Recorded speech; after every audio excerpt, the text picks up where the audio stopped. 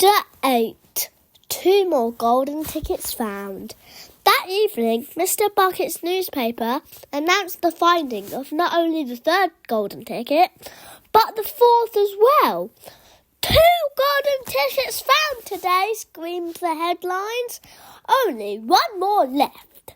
All right, said Grandpa Joe, when the whole family was gathered in the old people's room after supper. Let's hear who found them. The 3rd ticket, read Mr. Bucket, holding the newspaper up close to his face because his eyes were bad and he couldn't afford glasses. The 3rd golden ticket was found by a Miss Violet Beauregard.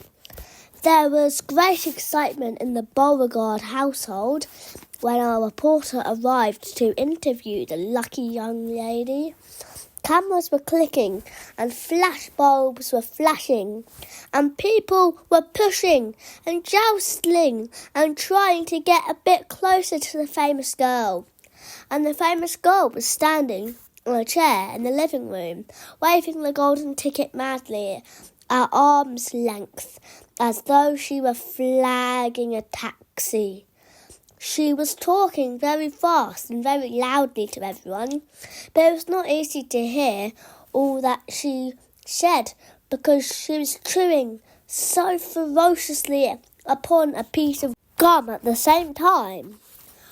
"I'm a gum chewer," normally she shouted, but when I heard about these ticket things of Mr. Wonka's, I gave up gum and started on chocolate bars in the hope of striking lucky. Now, of course, I'm back on gum. I just adore gum. I can't do without it. I munch it all day long except for a few minutes at mealtime when I take it out and stick it behind my ear for safekeeping. To tell you the truth, I simply wouldn't feel comfortable if I didn't have that little wedge of gum to chew on every moment of the day. I really wouldn't. My mother says it's not ladylike and it looks ugly to see a girl's jaws going up and down like mine do all the time, but I don't agree. And who's she to criticise? Anyway, because if you ask me, I'd say that her jaws are going up and down almost as much as mine are, just from yelling at me every minute of the day. "Now, Violet," Mrs. Beauregard said from a far corner of the room as she was standing on the piano to avoid being trampled by the mob. "All right, Mother, keep your hair on," Mrs. Beauregard shouted. And now she went on to know that this piece of gum I'm chewing at this moment is one I've been working on for over 3 months solid. That's a record, that is. I've beaten the record held by my best friend, Miss Cornelia Prince-Myrtle. And was she furious? It's my most treasured possession now. This piece of gum is. At night time, I just stick it on the end of the bedpost, and it's as good as ever in the mornings. A bit hard, given it a few chews, before I started chewing for the world record. I used to change my piece of gum once a day. I used to do it in our lift on the way home from school. Why the lift?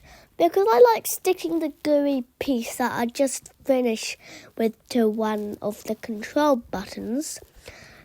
Then the next person who came along and pressed the button got my old gum on the end of his or her finger. Ha ha! And the best results with women who have expensive gloves on. Oh yes, I'm thrilled to be going to Mr. Wonka's factory, and I understand that afterwards he's going to give me enough gum to last me for the rest of my whole life. Whoopee! Hooray! "Beastly girl," said Grandpa Josephine. "Despicable," said Grandpa Georgina. "She'll come to a sticky end one day, chewing all that gum, you see, if she doesn't." "And who got the 4th golden ticket?" Shirley asked. Now let me see, said Mr. Bucket, peering at the newspaper again. Oh yes, here we are. The fourth golden ticket, he read, was found by a boy called Mike TV. Another bad lot, I'll be bound, muttered Grandpa Josephine. Don't interrupt, Grandpa, said Mrs. Bucket. The TV household, said Mr. Bucket, going on with his reading, was crammed, like all the others, with excited visitors when our reporter arrived. But young Mike TV, the lucky winner, seemed extremely annoyed by the whole business.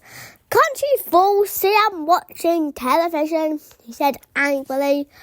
I wish you wouldn't interrupt. The 9-year-old boy was seated before an enormous television set with his eyes glued to the screen. Gangsters were shooting up. Another bunch of gangsters with machine guns.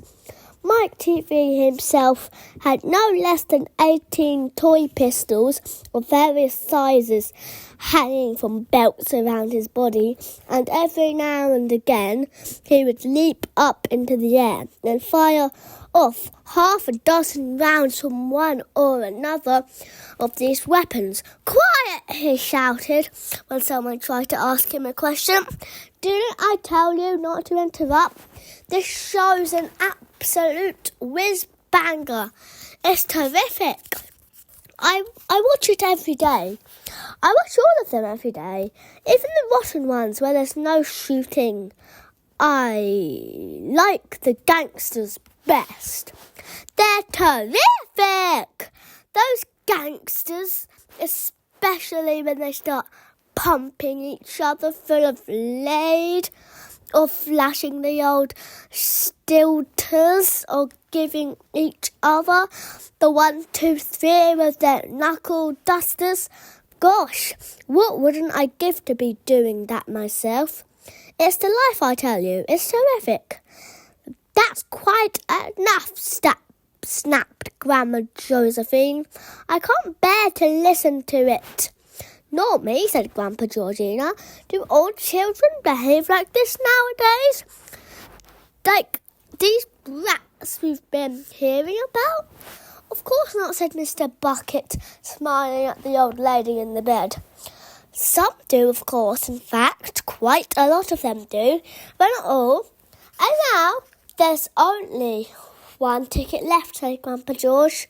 Quite so, sniffled Grandpa Georgina.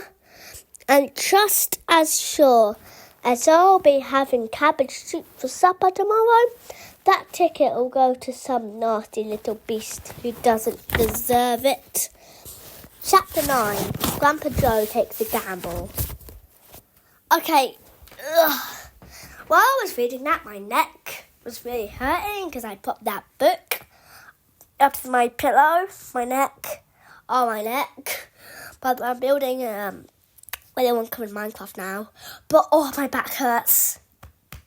Oh yeah, sorry for my reading gets a bit messed up. Not all the words in that book I understand, okay? I can read them, some of them.